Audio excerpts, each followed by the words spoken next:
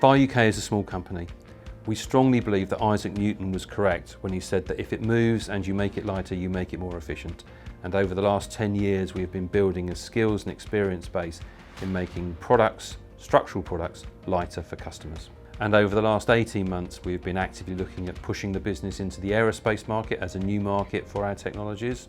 And the Aerospace Up program has massively helped us do that.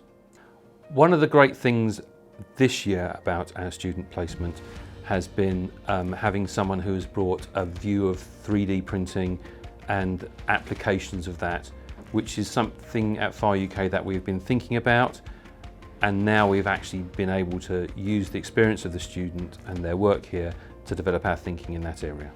I have brought a lot of 3D printing experience into the company.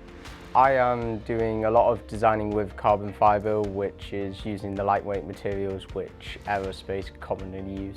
For FAR UK, for this particular placement, what has been particularly beneficial has been having outside support from Aerospace Up for the student, and also to give us feedback about how we were doing.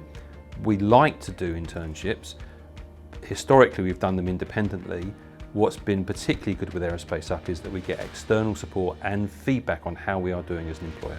I have learned a lot more to do with carbon fibre and how it's used in not just sporting industry, but also a wider range of different industries, including aerospace and automotive.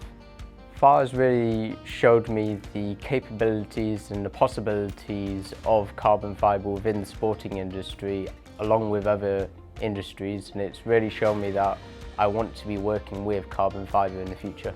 We've been able, very luckily, to access quite a lot of experience and support from Aerospace Up. At a personal level, I had some really good training on aerospace quality AS 9100. Coming, as many of us do, from an automotive background, that extra training and understanding of the requirements of the aerospace industry has been really helpful for us.